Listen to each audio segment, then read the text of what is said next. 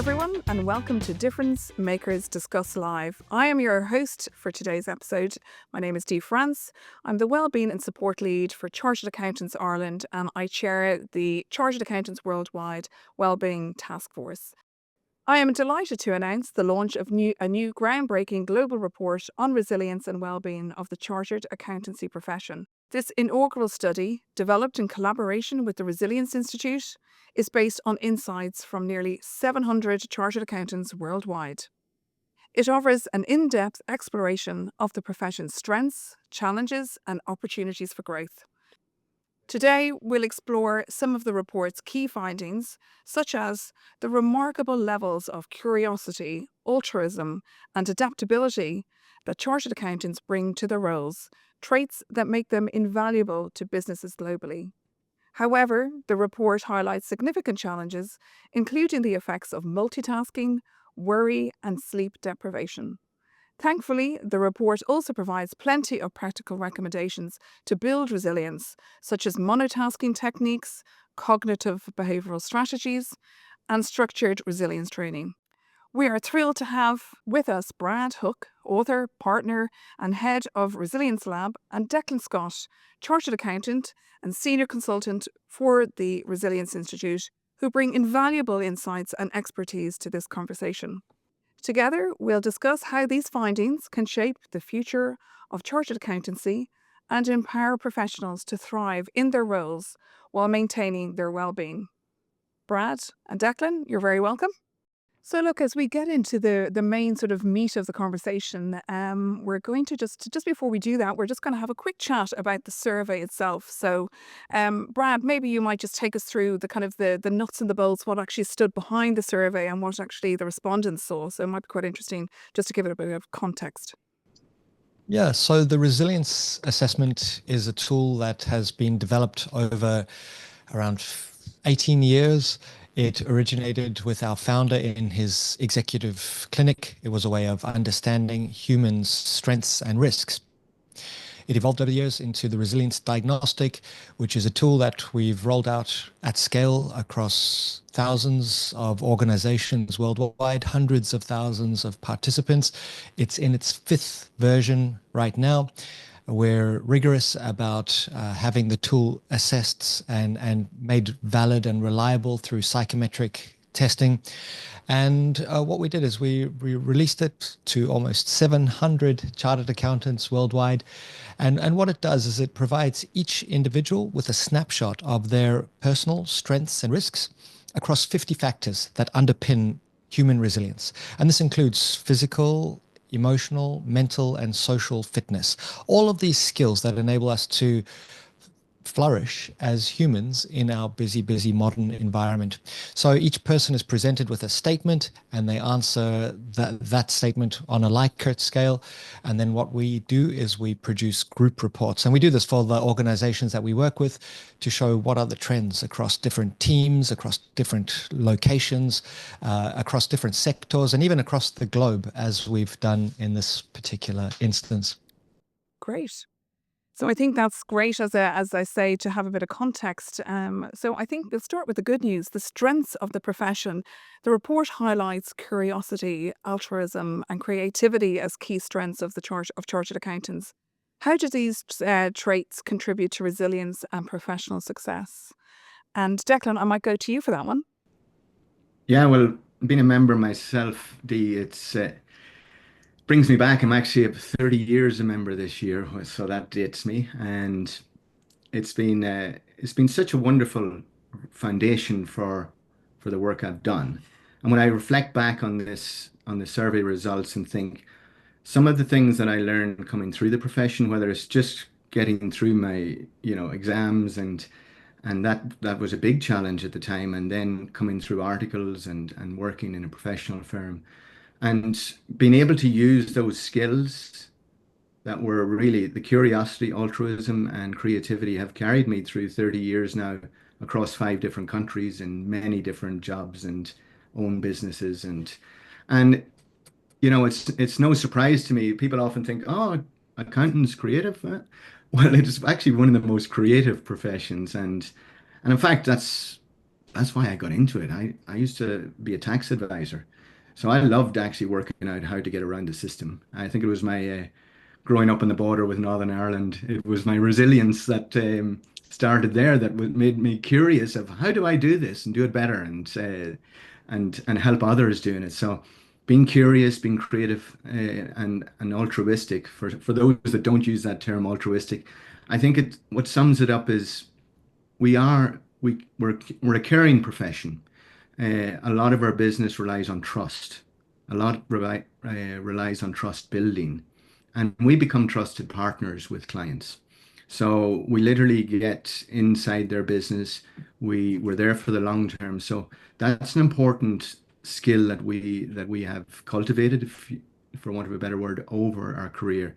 If you're not able to do that, then you're not going to have much longevity in the profession when you're supporting others. So I think that's a cornerstone of it. The curiosity, and it was interesting. Harvard did a study where curiosity in itself leads to 34% increase, I think, in problem solving ability, which is fascinating. Bringing that open mindset to problem solving, to thinking about innovative solutions, how to be agile and look forward for businesses, for clients into the future. You have to stay curious, stay open, have a learning mindset, and bring creativity into it.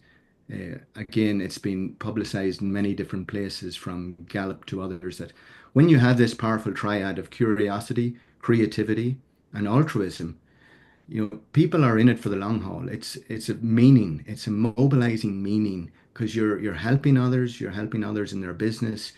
They're going through tough times. They're very demanding, of course, and we've learned to rise to that challenge through resilience, through being resilient. Um, Maybe to our own detriment, we will put the well-being of others before ourselves, and that's something that this report highlights very strongly. Look, that is a quality that we can build on, we can rely on. We've got a lot of great skills, particularly in that mental and emotional awareness. But now it's like we still have to take care of ourselves too, because you can't just be complacent about that. And I think there's a lot in this study that is bringing forth the need for that self-care. And one accountant that I trained with, he used to talk about Swiss cheese.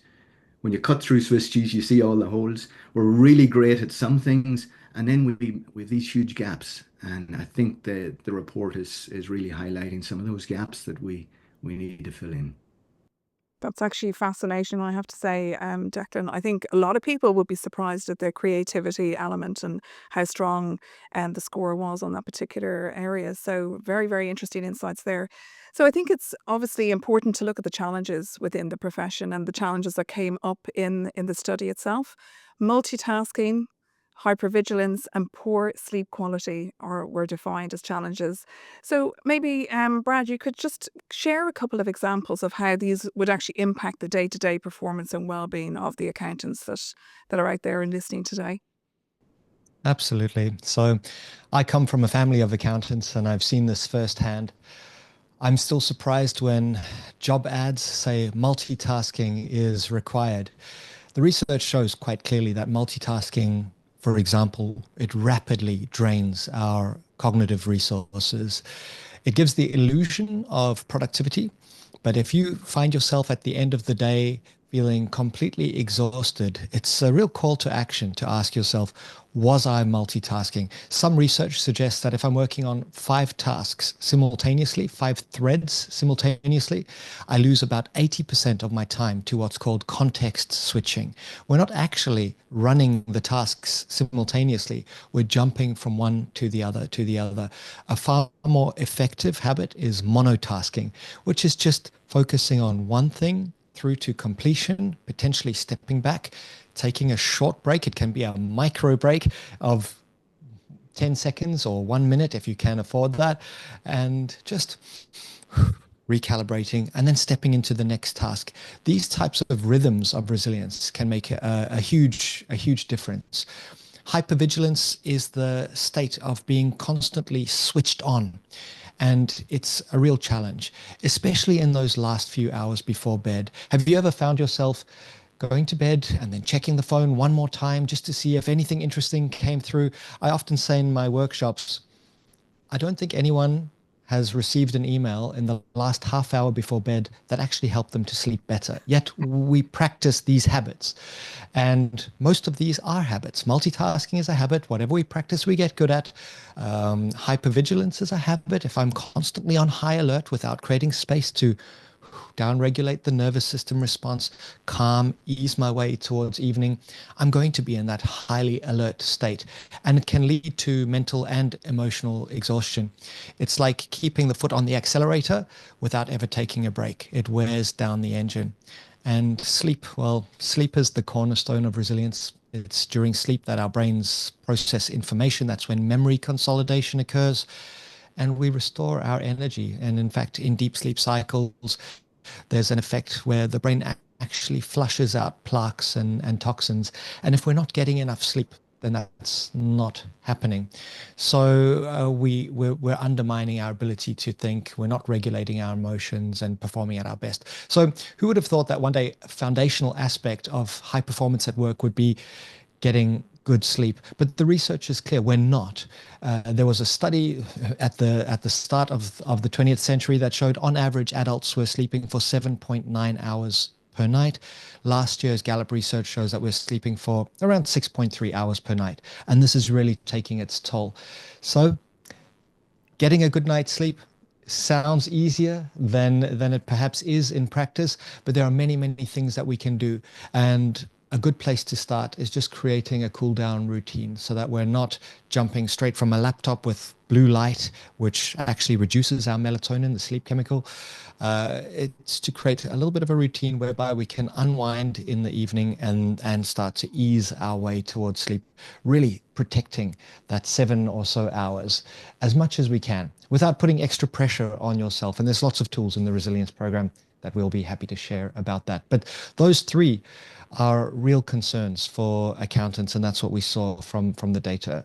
It's multitasking, doing lots of things at once, hypervigilance, always being on high alert, and not securing enough sleep. Yeah, that's so interesting. So you mentioned the practical strategies there, just one of them being the monotasking. So one of the recommendations, of course, in the report is monotasking to combat the cognitive overload. So can you explain why this is effective and how chartered accountants can adopt this practice? And Declan, I might ask you for that one. I'm reflecting back on my own bad habits of the past here, and it was, it was not even something that was brought to my awareness. It was you were constantly available, and it was, that was almost like the person that could say yes and deliver was constantly busy, and busy people achieve more. And we have this perception, and it's a confusion of busyness with results. And and I think if we look at our day, and Stephen Covey, the very famous author, professor, talked about this in one of his. We confuse that urgency with what's important, and lots of things pop up all the time. When you're caring for somebody's business, as many of our members are, in business themselves as well as caring, and being the guardian of the financials in some ways, they're they're so tuned into the business, they take such responsibility for the business, and so they're constantly on call, they're constantly available.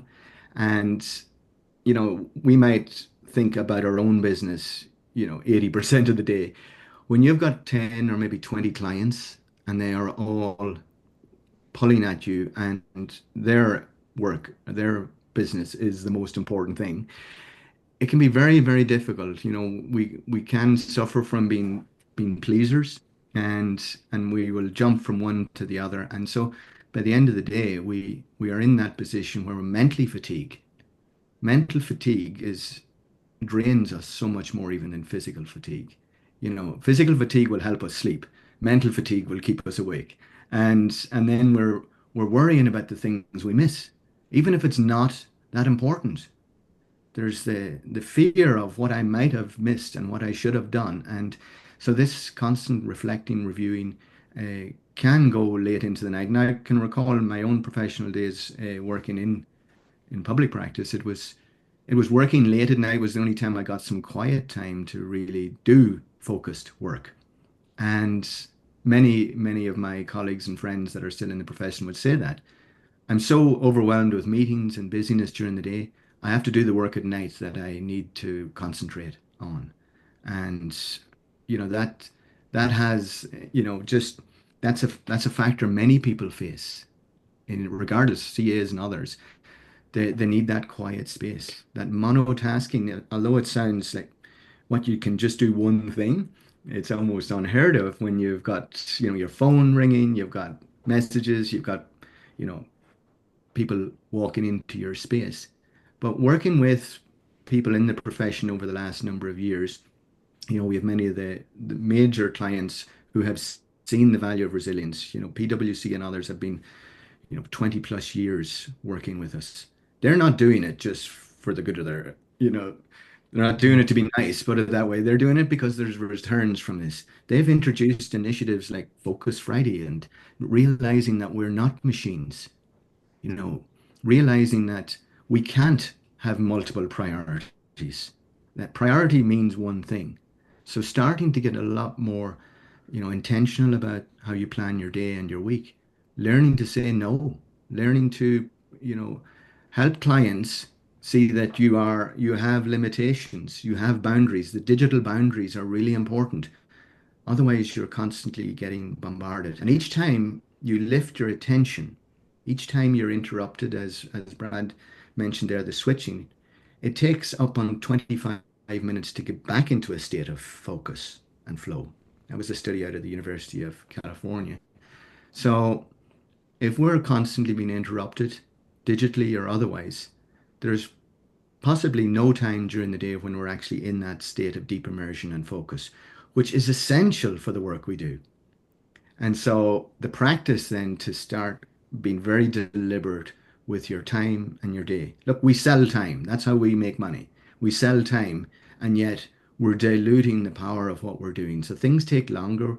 We miss critical things. We worry about things then because we are, partners in business with a lot of people. So, in the interest of your own sanity, I would recommend starting to chunk your time and taking those micro breaks that you can step outside. I don't ever remember stepping outside when I was as a CA in Dublin or London. Never thought of like if I went out the front door, they'd think I'm slacking off. And so I better not. And so I know times have changed, but it's starting to encourage others. I was sharing this with Brad in preparation for this call. I remember when I was working with KPMG in London, there was only one partner I ever remember that used to work out. And he would pop out at lunchtime and do his workout. And everybody was kind of looking at him like he was weird. Because all of us were like sitting at our desk eating our lunch and working away because we were trying to build our timesheet for the weekend. And here was this one guy that seemed to be always on top of things, always organized. And I still remember him very, very clearly. He was the one guy that was taking care of himself. And so, it's about setting examples. Your team, your that you have hired from juniors right up, they're observing you, particularly and we'll talk about leadership in a moment. They're observing you and what you do, and seeing what works and how did you get there, and they're replicating a lot of the behaviors. So you do very much set the tone for the behaviors and the attitudes that are prevalent in your organization and what happens in your organization. So monotasking is just one thing that you can start to try to protect your mind and then move on to the next. Thanks so much, Brad. Yeah, go ahead, Brad. I'd love to just add, look for distractions in your environment, things that pull your attention away from the present moment. And push notifications on our phones are a real risk factor because they drag us out of the present moment. And as Declan said, every time you're disrupted, it can take 25 minutes to reset. So very simple tools, just to turn off those push notifications. Use technology deliberately and don't allow it to use you. Yeah, great advice. And I think what you're both mentioning there is something that will resonate very much with the audience, for sure. So just talking about more sort of practical strategies, cognitive behavioral techniques. So the report discusses using CBT to manage worry. Um, so Brad, if we could just maybe go to you, could you elaborate on how CBT tools can be applied in high stress professions like chartered accountancy? Yeah, absolutely. Now, the name cognitive behavioral therapy might sound a little scary, but don't worry. This it's a technique that's been used, of course, in therapeutic sessions, but it's also been used in high performance sports to help people think differently, to perceive situations in different ways. It's about cognitive flexibility, asking, what's my next best move, rather than giving up. It's very closely aligned with concepts like growth mindset. So, at its core, CBT is about recognizing the interplay between our thoughts, our emotions, and our actions. When we understand this dynamic, when we build that self awareness, we can actually take control over how we respond to challenges. And this is a core part of resilience training. So imagine if you're facing a looming deadline. I think we can all imagine that. You might have some looming right now. The automatic thought might be, I'm not going to get this done. Everything will fall apart. Now, this thought, it's just a thought, it's not reality, but it creates anxiety, which can spiral into avoidance or frantic, ineffective work, chaos. CBT asks us to pause and ask the question, what evidence supports this thought? Is there another way to view the situation? It's almost like a lens that enables us to look at situations from different perspectives. Perhaps the thought becomes, okay, well, I've managed tight deadlines before and I have the skills to prioritize effectively. Straight away, we've shifted from that life by default, that default response, to response by design. It shifts the emotion from anxiety to confidence, or at least calm, which enables more productive action. There are a range of tools available for supporting CBT, including journaling, which helps us to identify patterns of negative thinking, and mindfulness or meditation, being able to sit and just tune into the busyness of our mind. It's interesting how perception of these tools has changed over the past few years. You know, if I walked into a workshop with a large consulting firm and said, guys, let's all meditate, 10 years ago, you would have seen a lot of eyes rolling. But the research is clear that these types of tools can really help, and they don't have to be an hour of mantras or anything strange. It's just sitting down for a minute, calming the nervous system, noticing how busy is my mind, which thoughts are true, and can I challenge those that may not be? So I create a day by design, a life by design. That's what CBT is all about. That's great. Thanks so much for that, Brad. And I suppose like another practical strategy that is mentioned in the report, the role of sleep, and I know you've touched on it, both of you have touched on it. The report emphasizes sleep training and nighttime boundaries. So why is sleep such a critical factor for resilience, and how can professionals improve their own sleep habits? So maybe Declan, you could answer that one for us. Yeah, it's this particular topic is fascinating, and I've had the good fortune of working with many industries now and many companies, um, just focusing on sleep. There's so much more to it than ever I imagined, and in our work we reference experts like Matthew Walker, great book called Why We Sleep, and he's a number of great resources online for people to follow up with.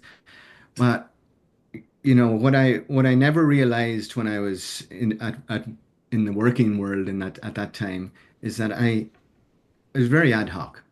It was never there was never rhythm in it. And if we look at our life, we live in rhythm. Nature follows a rhythm. The seasons, days, the hours, day and night, it's all in rhythm. And every animal, every mammal follows a rhythm. And yet, as human beings, we have the audacity to think we don't need to. And in some cases, certainly in the past, it was like, oh, I can do it on 4 hours a night and I don't need. And that was seen as a bravado sign that, I'm Superman or woman. And so, when I really cottoned on to this and started to have some rhythm in my own sleep, it changed my life. And You know, to use an analogy, it's like you're working in your job and you're never doing a backup of anything. You're never consolidating the files. You're never, culling the files. You're not even thinking about having a backup storage facility or anything like that.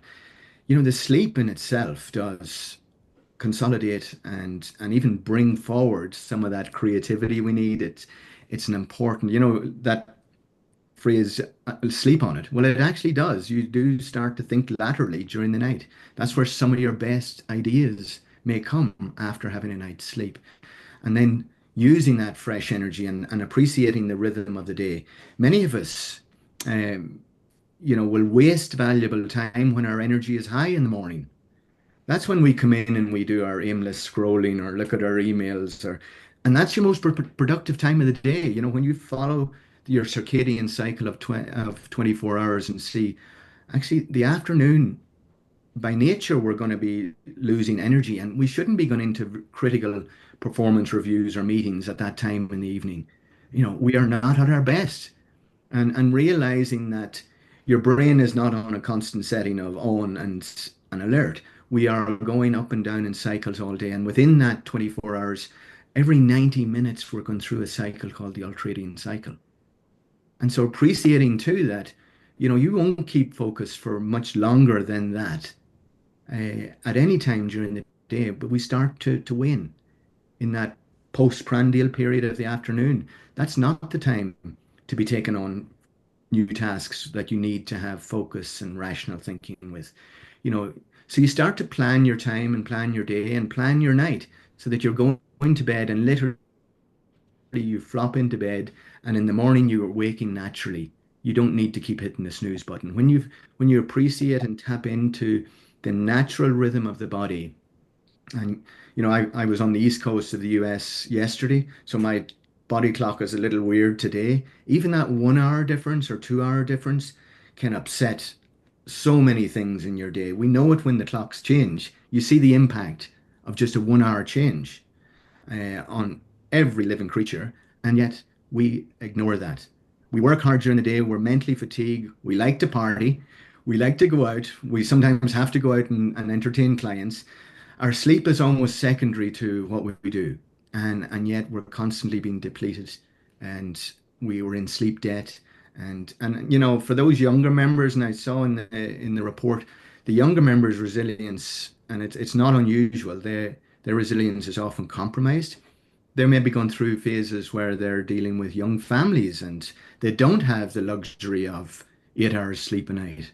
And, they think, oh, that would be lovely.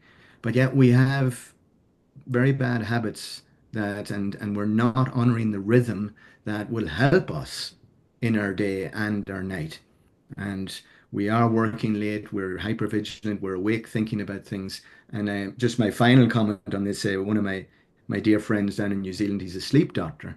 And he often says, many of his clients who are dealing with insomnia, they're control freaks. So they're actually control freaks during the day, and then they think that their brain is going to do something at night. And so they're awake at night then, overthinking about things. And again, that's back to Brad's point about CBT and starting to train the mind. I think we're comfortable with the idea of physical training for our body, and we know the importance of that. We haven't really focused too much on mental training and mental fitness, which is an essential skill. If that's your biggest asset is your mind, then you got to be training it, and it works. I've learned that, and sleep is an important to that. Thanks so much for that, Declan. That's really fascinating stuff. And talking about training, so obviously resilience training, this is what we're all talking about today.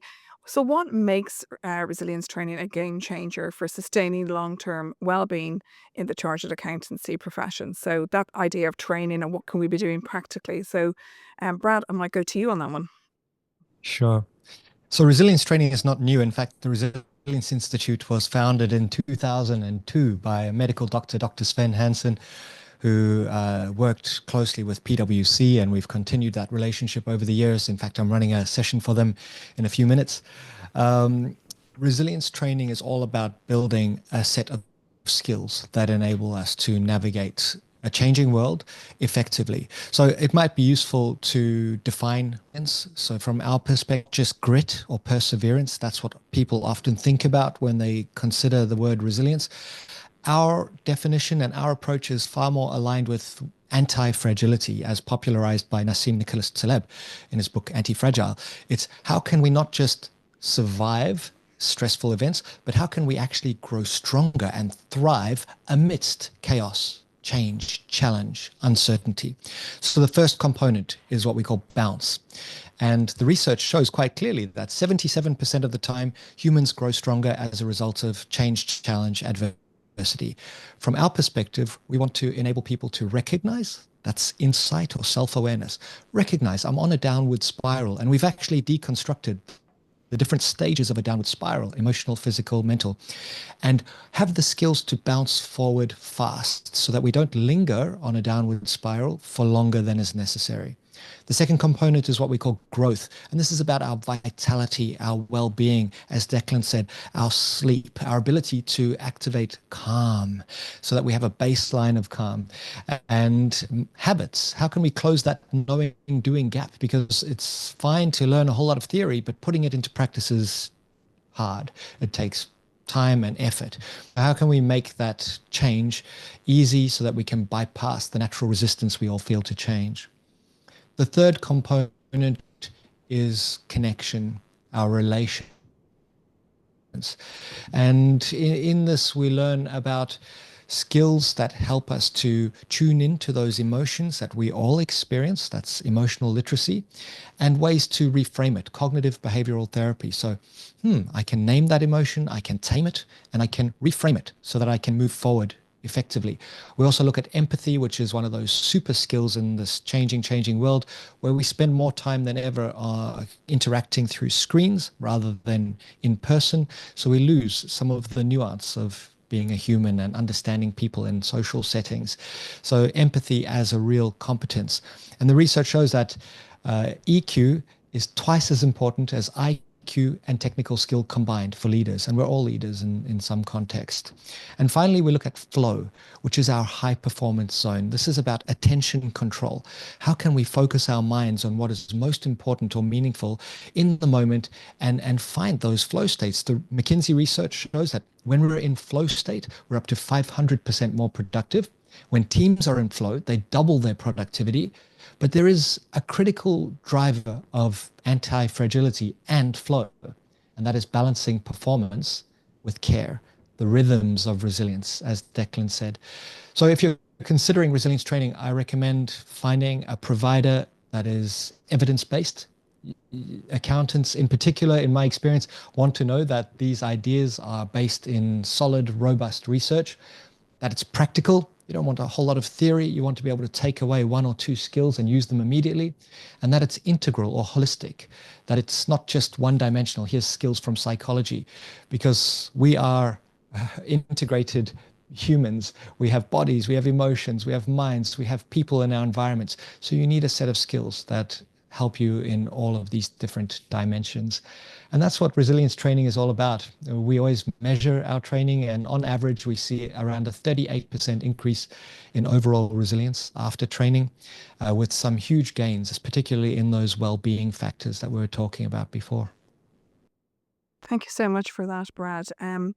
So I want to move on just as we're getting into kind of, further into the discussion around sort of future proofing the profession, and some of the things that you touched on today are certainly, strategies that people should and leaders should be actually integrating into the culture of organizations.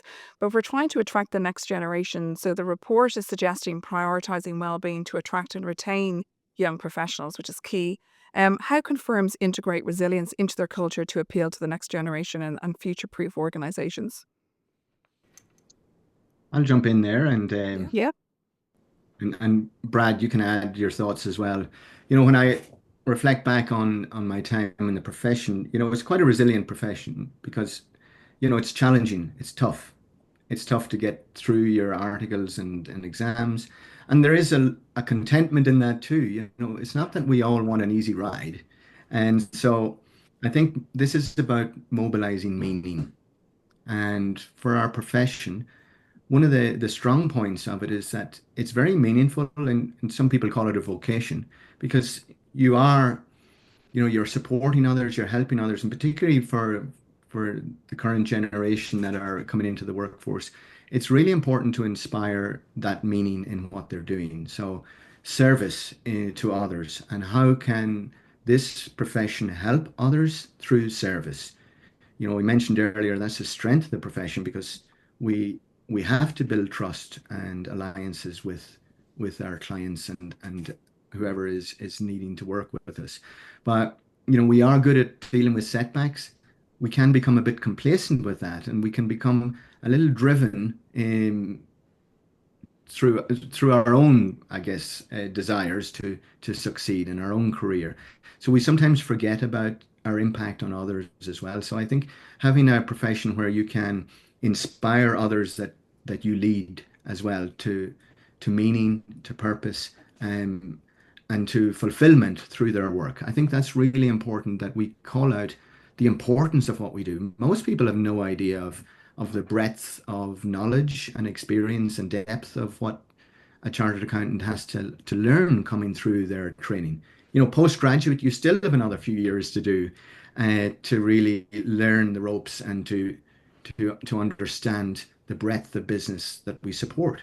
And I'm just thinking of public practice there. But then when you go into private practice and corporations and non-profits, they all need people that can think strategically, can look at all the possibilities and problem solve. So, you know, I think the challenge of the profession attracts a certain type of person. And with that comes a certain type of risk that we will just keep pushing because we're good at bouncing back and we're good at overcoming setbacks. But then we become complacent and we rely too much on that, which is a risk. And I think from a risk management perspective, which is always core to our work, managing risk, we have to look at, you know, what are the risks in the way that we're working together? Because others can see that. Others looking in that want to check out this profession, they're going, well, they're not taking care of themselves. They're not, it doesn't look like a very healthy, happy profession. Well, you know, when I reflect back at my choice to leave public practice, I looked at the partner I was working for at the time. I was working in Australia and he was 10 years ahead of me. And I thought, in 10 years' time, I do not wish to be like that. And, it was a gift to me at the time as well as a huge challenge. And, I chose not to go that route because of where I could see those in the profession and how they were showing up and in their language, in their speech, in their behaviors. I thought, well, he's at the top of the ladder and he's not happy. And so, it's important, this self-care, you can't deny it's not just for you, it's for those that are watching you. And, that finding meaning in setbacks, even that's resilience, finding opportunities to grow. I was super complacent about all of this until I kind of hit 40.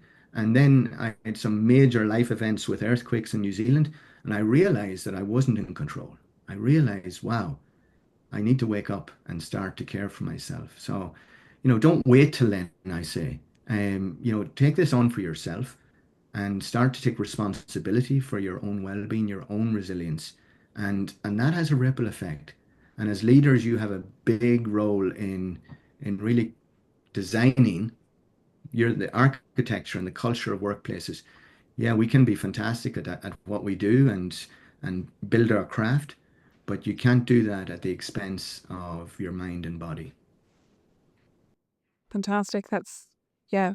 Brad, did you want to come in there? Yeah, I just had one more thing. I was in a very interesting meeting recently with a large consulting firm, and someone said, we're changing. It's not just about what we achieve, it's about how we achieve it. And that's the kind of message that resonates with younger people who are entering the workforce. It's not just about financial reward. They want a sense of belonging. They want opportunities for growth. They'd like to be recognized for their contribution, and they'd like to experience fulfillment. They want to know that what they're doing is of service, that it's purposeful, that it's meaningful. And if you can't manufacture a culture of well-being. It starts at the top. It's through how we act, how we interact, how we model these behaviors of resilience, providing the tools so that people have those tools to learn how their nervous system works, for example, to learn how the mind has a tendency to race into the future or into the past, and how we can anchor it in the present once again. And these are all learnable skills of resilience combined with a really strong purpose of service or of contribution in some way. And that will attract young people and help them to stay and to grow and to flourish as chartered accountants in this changing world. Great. Listen, thank you so much. I think we have maybe run out of time. Can you believe that conversation went so quickly? I think it was great that we managed to talk about, leaders and the responsibility of leaders, because that was an area that we were going to speak about in more detail. But I think we touched on it there at the end. And I think it's very important for people to go and read the report, have a look at the resources and everything else. Brad and Declan, what a fantastic conversation. Thank you. And thank you for sharing your insights and expertise. And of course, to everyone here for joining this important conversation. The resilience and well-being of chartered accountants are not just personal issues. They are foundational to the profession's sustainability and success. As we've discussed today, building resilience is about more than managing stress. It's about fostering environments where professionals can thrive, innovate, and make a meaningful impact. The findings and the recommendations in this report offer a roadmap for creating such environments, and we encourage you to explore the full report and take actionable steps within your own organisations. So please do head to the Wellbeing Hub on the Chartered Accountants Worldwide website, or scan the QR code on the screen now and take a look at the report. So together, we can ensure that the chartered accountancy profession not only excels in technical excellence, but also leads the way in prioritising well-being and sustainable growth. Thank you again, and we look forward to continuing this important conversation. Until next time, goodbye, and thank you for watching.